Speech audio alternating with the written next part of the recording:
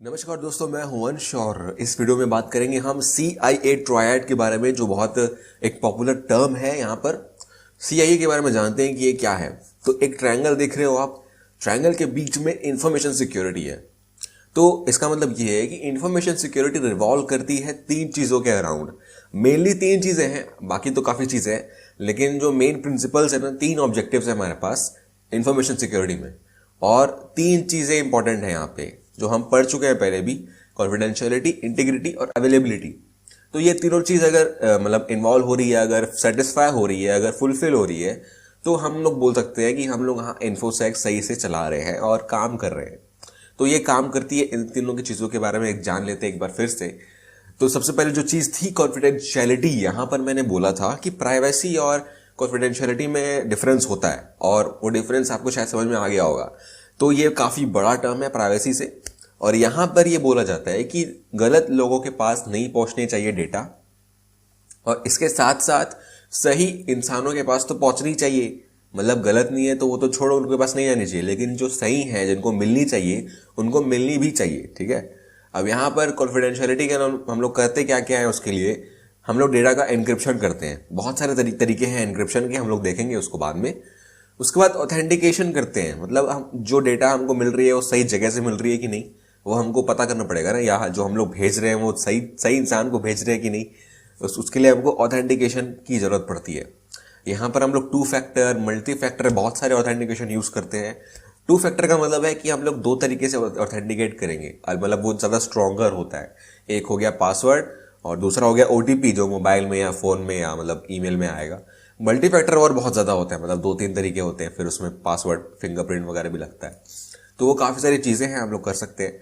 हम लोग ये बोल रहे हैं कि कॉन्फिडेंशियलिटी बहुत सेंसिटिव है, मतलब कि थोड़ा सा भी अगर गलती हुआ इसमें, एन्क्रिप्शन में कुछ फ्लॉ निकल गया या ऑथेंटिकेशन ठीक से नहीं हो पाया, कोई आदमी आ गया, उसने बता दिया कि मैं सही सेंडर हूँ, अगर वो किस तरीके से बता देता है, तो उस केस में ये तो पूरा फ्लॉप हो जाएगा। तो फिजिकल तरीके से हम लोग डेटा को कैसे सिक्योर रख सकते हैं वो हम लोग इसमें बताते हैं। ठीक है। अब दूसरा वाला है इंटीग्रिटी। इसके बारे में भी हम लोग बात की है हमने। तो कंसिस्टेंसी होनी चाहिए डेटा में, मैं जिस फॉर्म में भेज रहा हूँ उसी फॉर्म में पहुंचनी चाहिए सामने वाले के पास। और ट्रस्ट वर्दी, मतलब सही जगह से आ रहा है, और उसके साथ कुछ ऐसा सिग्नेचर होना चाहिए कि बता पाए कि हाँ ये सही जगह से आ रहा है डेटा जो है। मैसेज का इंटीग्रिटी, मैसेज का ऑथेंटिकेशन, ये सब इंटीग्रिटी में ही आता है। ठीक है। और एक्यूरेट होनी चाहिए, मतलब जो चीज़ भेज रहा हूँ उतनी पहुंचनी चाहिए, उससे ज़्यादा नहीं या उससे कम नहीं, या कुछ चेंज नहीं होना चाहिए।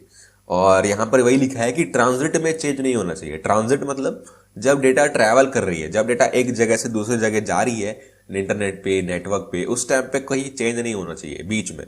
और इसको इम्प्लीमेंट करना सबसे ज़्यादा कॉम्प्लेक्स है, क्योंकि बहुत सारे तरीके हैं और ह्यूमन एरर्स बहुत होते हैं यहाँ पे। यहाँ पर हमको मतलब इंटीग्रिटी रखनी है डेटा की, तो बैकअप्स बनाने पड़ेंगे अपने खुद के, ताकि हम लोग पहले रेफर कर पाए कि जो डेटा हम लोग लॉस्ट कर चुके हैं या जो मॉडिफाई हो चुकी है वो पहले कैसे थी। तो चेक पॉइंट्स वगैरह लगाने पड़ते हैं हमको बैकअप्स के लिए भी, कि कब कब हमने सेव किए, क्या क्या चेंजेस करके सेव किए हैं। तरीके हैं कि हम लोग यहाँ पर चेकसम्स बनाते हैं, हम लोग हैशेस बनाते हैं, उसके बारे में बाद में बात करेंगे हम लोग। और एक्सेस कंट्रोल, मतलब हम लोग को डेटा को किस किस को एक्सेस करवाना है वो भी हम लोग यहाँ पर करते हैं। और तीसरी चीज़ है अवेलेबिलिटी। मैंने बताया था कि डेटा अवेलेबल होनी चाहिए जब चाहिए।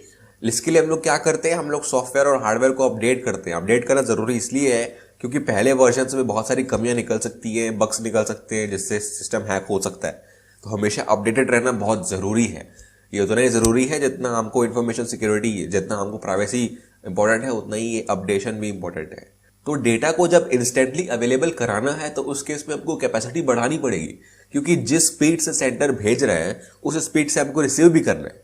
और अगर मान लो कि कोई और ट्रैफिक बहुत ज़्यादा बढ़ गई है, उस केस में अगर कोई तीसरा भेजेगा और वो हमको मिलना है, तो वो ट्रैफिक भी बैलेंस होनी चाहिए ना कहीं। तो ट्रैफिक हमारे पास आए तो हम सबको हैंडल कर पाए, उस हिसाब से हमारा सिस्टम होना चाहिए, सारी ट्रैफिक हैंडल कर पाए। और बैंडविड्थ का मतलब वही होता है कि एक टाइम पे कितनी डेटा आ रही है। MBPS, GBPS, ये बैंडविड्थ के मेजर्स हैं, यूनिट्स हैं। MBPS, GBPS, ये सब बैंडविड्थ के मेजर्स हैं। तो इसके लिए हम लोग क्या करते हैं, हम लोग फायरवॉल्स लगाते हैं, ताकि जो मतलब खराब ट्रैफिक है, जो मलिशियस ट्रैफिक है, वो हम लोग रोक पाए, ब्लॉक कर पाए, सिस्टम पे आने से पहले ही ब्लॉक कर पाए। दूसरी चीज है पैच मैनेजमेंट या डिजास्टर रिकवरी। अगर कोई डिजास्टर होता है, अगर कोई सिस्टम कॉम्प्रोमाइज होता है, तो उस केस में मतलब सिस्टम जब ठप हो जाता है तो उस केस में हम लोग को रिकवर करना आना चाहिए। और पैच मैनेजमेंट एक अलग टॉपिक है, इसको हम लोग पढ़ेंगे। और फिर लोड बैलेंसर्स आते हैं। लोड बैलेंसर्स का मतलब यही होता है कि अगर एक सर्वर पे डेटा आ रही है, ट्रैफिक आ रही है, उसको अलग अलग सर्वर्स पे डिस्ट्रीब्यूट कर देना, ताकि सब में जो लोड है वो मतलब एक लिमिट के अंदर ही रहे, जितना वो हैंडल कर सकते हैं। नेक्स्ट वीडियो के लिए देखते रहिए और थैंक यू।